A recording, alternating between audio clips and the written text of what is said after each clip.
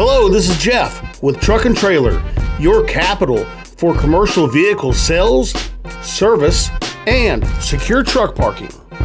Take a look at this 2022 Ford E350 box truck that's powered by the 7.3-liter V8 gas engine with only 13,000 miles. Hey, if you want to see more content like this and help us grow our channel, hit that like and subscribe button. Back here in the rear, we have a 15-foot aluminum cargo box by Supreme.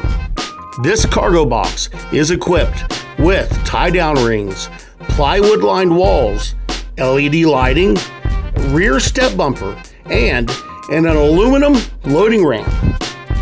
If you need further modifications, just let us know. We can do it. If you're wondering, we do have very competitive financing and can send you our digital credit application. Taking a look inside this 13,000-mile cabin, it is in very nice condition, features all the amenities you've come to expect, including a backup camera.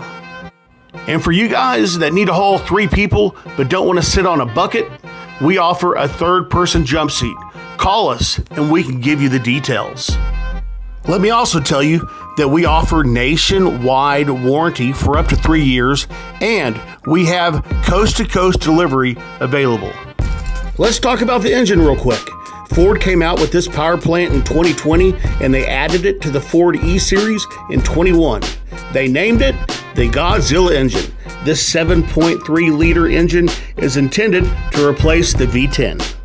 As a dealer and service center, our experience from the 7.3-liter has been very good.